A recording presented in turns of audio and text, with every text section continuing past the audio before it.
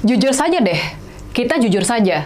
Apakah kita percaya kalau kedatangan Pak Jokowi ke Jogja buat menemui Sri Sultan Hamengkubuwono ke-10 sama sekali nggak membicarakan urusan politik terkini? Apakah kita percaya sama omongan Pak Jokowi yang bilang kalau kedatangannya menemui Sri Sultan sama sekali nggak membicarakan urusan politik terkini? Kita sudah hafal sama Pak Jokowi yang omongannya memang nggak bisa dipegang itu. Dan kita juga maklum kalau Sri Sultan pun nggak mau blak-blakan bicara soal apa yang diminta sama Pak Jokowi dari dirinya dalam pertemuan tersebut. Sri Sultan sudah pasti bakal menjaga nama baik Pak Jokowi. Tapinya nih, kalau kita melihat momennya, kalau kita lihat momen dari pertemuan tersebut, kita bisa paham banget kalau Pak Jokowi menemui Sri Sultan setelah Ibu Mega berpidato dan menyatakan kalau hubungannya dengan Presiden Prabowo baik-baik saja. Bahkan, mereka sudah berkomunikasi melalui perantara. Ibu Mega juga bilang kalau dia nggak mau merecoki pemerintahan Pak Prabowo. Walaupun PDI Perjuangan ada di luar pemerintahan, tapi mereka bukan ancaman bagi Pak Prabowo. Dan kemudian kita juga tahu kalau di hari Senin lalu, Sekjen PDI Perjuangan Mas Hasto Kristianto, dia bebas melenggang pulang dari KPK setelah menjalani pemeriksaan yang singkat. Orang kepercayaan Ibu Mega ini nggak dijebloskan ke dalam tahanan seperti yang diprediksi semula. Apakah semua kejadian tersebut mengkhawatirkan Pak Jokowi?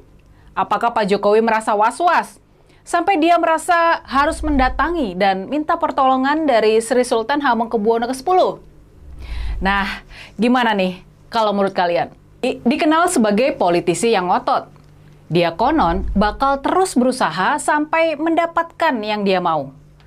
Dia konon juga pandai dan gak segan melakukan manuver pertama buat membikin lawan bicaranya ewoh pekewoh dan kesulitan buat menolak memenuhi permintaannya. Sepertinya, kepergian Pak Jokowi ke Jogja kali ini juga merupakan bagian dari sikap gigih dan ngototnya itu, buat mendapatkan yang dia mau. Kita tahu sebelumnya, waktu Pilpres 2024, Pak Jokowi juga sempat menemui Sultan Hamengkubuwono di Jogja. Menurut kabar yang beredar waktu itu, Sri Sultan sempat menasehati Pak Jokowi supaya nggak menyakiti Ibu Mega, putri dari sang proklamator, putri dari Bung Karno. Tapinya kita kemudian tahu apa yang terjadi. Pilpres dan Pilkada tahun 2024 dipenuhi kecurangan Partai Coklat buat memenangkan jagoan dari Pak Jokowi. Sudah pasti ini sangat melukai Ibu Mega, sang pembela demokrasi dan suara rakyat. Makanya nih, dalam pidatonya di hari ulang tahun PDIP yang ke-52, Ibu Mega masih melontarkan kemarahan dan kekecewaannya sama polisi. Nah, sekarang kita pastinya bertanya-tanya soal apa yang dibicarakan dan diminta oleh Pak Jokowi dari Sri Sultan. Benarkah dalam pertemuan tersebut Pak Jokowi meminta Sri Sultan buat menjadi jembatan komunikasi dengan Ibu Mega? Benarkah dalam pertemuan tersebut Pak Jokowi minta buat didamaikan dengan Ibu Mega? Benarkah Pak Jokowi sangat khawatir soal mendekatnya hubungan di antara Ibu Mega dengan Pak Prabowo dan PDI Perjuangan dengan Gerindra? Benarkah Pak Jokowi sangat ketakutan sama serangan-serangan kasus yang sudah disiapkan Mas Hasto kepada dirinya dan keluarganya? Benarkah semua dugaan tersebut? Gimana nih kalau menurut kalian? Pertanyaan penting lainnya, pertanyaan kritis ini yang harus kita tanyakan berikutnya. Pertanyaannya, apa kira-kira argumen yang dipakai Pak Jokowi buat meyakinkan Sri Sultan supaya bersedia membantunya? Kenapa Sri Sultan harus bersusah payah membantu Pak Jokowi? Ada kegentingan negara apa sehingga Sri Sultan harus menjembatani hubungan di antara Pak Jokowi dan Ibu Mega? Adakah sesuatu yang darurat? Apakah kondisi ekonomi kita dianggap sudah dalam keadaan berbahaya? Apakah pemerintahan Pak Prabowo nggak bisa menanganinya? Pastinya kita boleh yakin Pak Jokowi nggak mungkin meminta bantuan Sri Sultan tanpa argumentasi yang membuat sang Raja Jawa yang asli itu merasa memang harus bertindak. Tapinya kita juga nggak tahu bagaimana Sri Sultan menanggapi permintaan dan argumentasi dari Pak Jokowi. Yang kita ingat, dulu sempat muncul pemberitaan kalau Sri Sultan memang sudah diminta mempertemukan Pak Jokowi dengan Ibu Mega. Kabar ini sudah muncul sejak kunjungan Pak Jokowi sebelumnya ke Keraton Jogja. Tapi pada kenyataannya, sampai sekarang kita tahu kalau Pak Jokowi masih belum berhasil bertemu dengan Ibu Mega. Malahan, posisi Pak Jokowi mengalami banyak kemunduran. Posisi Pak Jokowi mengalami sangat banyak kemunduran dibandingkan sewaktu dia bertemu dengan Sri Sultan sebelumnya. Misalnya saja, anak bungsu dari Pak Jokowi, Kaesang, gagal dimajukan di pemilihan gubernur gara-gara demo mahasiswa dan masyarakat sipil darurat konstitusi. Lalu, muncul skandal Fufu Fafa dan tumpangan jet pribadi. Terus, muncul juga episode blunder-blunder menantu adalah mautnya Erina Gudono. Selain itu, ada juga dugaan kasus korupsi Blok Medan yang melibatkan menantu dan anaknya yang nomor 2. Yang lebih baru, jagoan Pak Jokowi kalah di Pilkada Jakarta dan Pak Prabowo menolak memperkarakan kekalahan ini ke Mahkamah Konstitusi. Terus, di pertengahan bulan Desember lalu, Pak Jokowi pun dipecat dari PDI Perjuangan. Dan nggak cuma itu, upaya-upaya buat merebut PDIP pun tampaknya bakal gagal. Posisi Ibu Mega makin kesini malah semakin kuat buat tetap memimpin Partai Banteng buat 5 tahun ke depan. Dan sebagai gongnya, bisa jadi ini merupakan pukulan paling telak terhadap Pak Jokowi. Sebagai gongnya, Pak Jokowi dinobatkan sebagai finalis pemimpin dunia paling korup oleh organisasi internasional OCCRP. Nah, gimana? Gimana kalau menurut kalian soal kemunduran-kemunduran yang dialami sama Pak Jokowi ini? Di tengah semua kemunduran, kekalahan, dan keterpojokan itu, sekarang Pak Jokowi kembali sowan ke Jogja buat bertemu dengan Raja Jawa yang asli. Pak Jokowi kembali menemui Sri Sultan Hamengkubuwono X. Lalu apa kira-kira nasihat yang diberikan oleh Sri Sultan kepada mantan? Pak Jokowi menemui Sultan Jogja, mau ngapain dia? Mau ngapain Pak Jokowi ya? Tadi memang sudah dijelaskan oleh Mbak Rini Budoyo ya. Ya, saya yakin Anda juga mendengarkan lah ya. Tapi saya nggak jauh ke sana lah ya. Tapi saya akan coba melihat penilaian teman-teman kita juga lah ya. Saya agak bertanya-tanya juga, ngapain sebetulnya Pak Jokowi menemui Sultan Jogja ya. Jokowi lagi nggak ada kabar lain ngarang. Jadi nggak heran kalau ada yang bilang Pak Jokowi sen kanan belok kiri gitu ya. Atau mungkin nggak sesuai apa yang pernah diucapkan. Kurang lebih seperti itulah ya. Oke, saya akan coba lanjutkan. Sebenarnya Jokowi ini ada atau Mulyono tidak ada apa-apanya. Yang salah yang mengusung dia untuk berkuasa. Siapapun kalau diberi kekuasaan akan merasa gagah, dan Jokowi tidak amanah akan berbuat kejaliman. Kekuasaan diberikan kepada orang bodoh, pembohong, dan serakah, negara akan rusak. Pengusung akan tertipu dan rakyat menjadi sasaran penderitaan.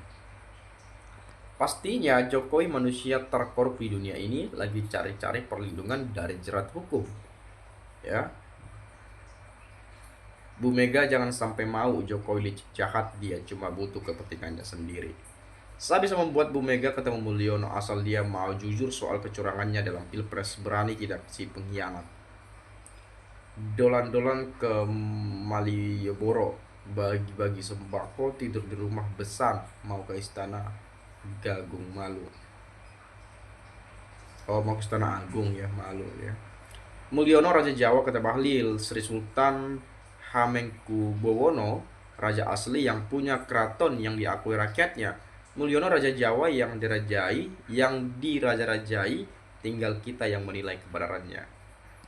Cuman Bahlil yang bilang raja Jawa, Jokowi adalah raja Jawa katanya gitu ya. Semoga negeri ini bisa membersihkan dirinya dari oknum yang kurang bermoral agar negeri ini bermartabat. Bohong berulang kali sama masih percaya. Saya rasa Jokowi dan pengusungnya setali tiga uang. Kalau sama-sama untung, diam dan difasilitasi.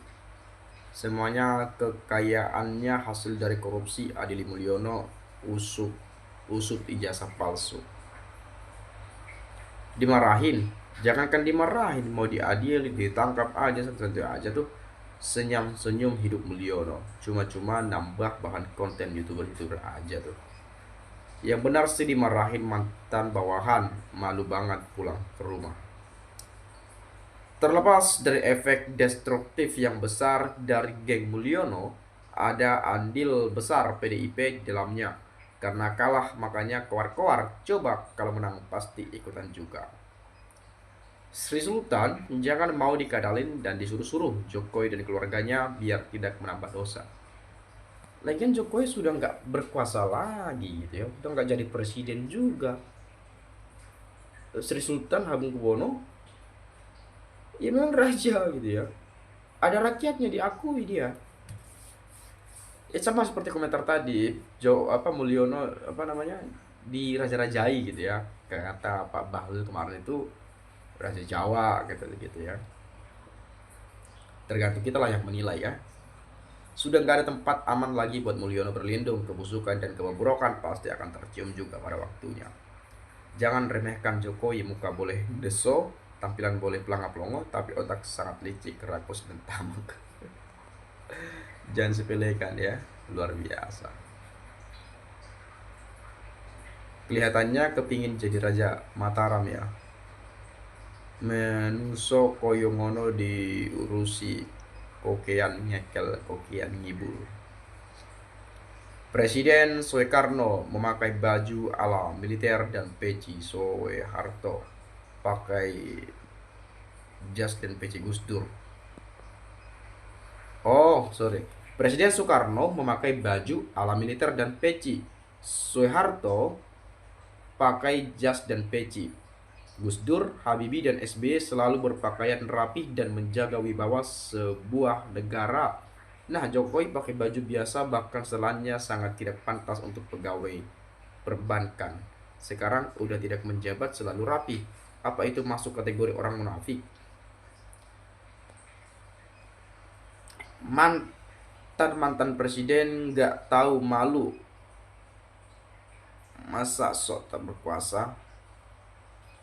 Sekarang mantan presiden nggak tahu malu gitu ya, masih sok berkuasa, tapi udah selesai sebetulnya jabatannya gitu ya. Sudah tahu habis masa jabatan masih saja ikut campur dan pencitraan. Pak Sri Sultan seorang cendiakawan spiritual dan sangat disegani di tanah Jawa, bahkan manca negara bisa membaca niat Mulyono, maksud dan tujuan yang kurang baik. Aneh juga, kok nggak minta bantuan pada Luhut Binsar Panjaitan dan Bahlil? Dia dulu orang kepercayaannya, ini kok minta bantuan Sri Sultan? Aneh juga. Ngotot dan tak memiliki rasa malu, nggak mungkinlah PDIP mengambil sampah yang dibuang. Pak Prabowo harus bersihkan kabinet dari anarsis Jokowi dengan cara memecat menteri-menteri loyalis Solo. Lah, Rini propaganda. Sri Sultan gak marah Jokowi yang sok kuasa dan lengser. Jokowi gak merasa kuasa dah lengser. Hanya Rini aja yang propaganda adu domba biar Jokowi dikucilkan. Rakyat 90% tetap cinta Jokowi. Ini ternak-ternak Mulyono ya. Ngarso dalam sudah sangat paham tentang hal ini kak. Ngapunten dalam hal ini karena terjadi pengkhianatan besar yang sangat sulit untuk dimaafkan bagi Mulyono. Pengkhianatan terhadap ADART Partai PD Perjuangan adalah tindakan di luar batas kemanusiaan. Mulyono dulu rakyat jelata dari pinggir Bengawan, Solo, masuk ke PDIP, dia jadi wali kota Solo, lanjut karirnya menjadi gubernur DKI, lanjut lagi menjadi presiden selama 2 periode. Masih haus dan rakus kekuasaan, minta 3 periode dengan lobby sana-sini. Stop, ini sudah di luar konstitusional, makanya PD Perjuangan sudah cukup bersabar endingnya 20 Oktober 2024. Entah apa yang dicarinya, seharusnya muhasabah diri. Mana yang banyak dustanya daripada jujurnya, mana yang banyak baiknya daripada buruknya. Setiap orang itu ada masa, tempat, awal mula, dan akhirnya. Mulyono sudah bikin carut marut negeri ini, apa saja dirusaknya seperti masalah aturan hukum, ekonomi, pendidikan, dan lain-lain. Bahkan apapun mau dijualnya, tambang, pantai, laut, pasir, dan sebagainya. Segera proses hukum Jokowi beserta jingos-jingosnya atas kasus-kasus yang dilakukan termasuk korupsi-korupsinya, tangkap, proses hukum, penjara, dan miskinkan. Itu saja komentar terakhir yang dapat saya sampaikan. Terima kasih. Kita akan bertemu di video selanjutnya. Salam inspirasi.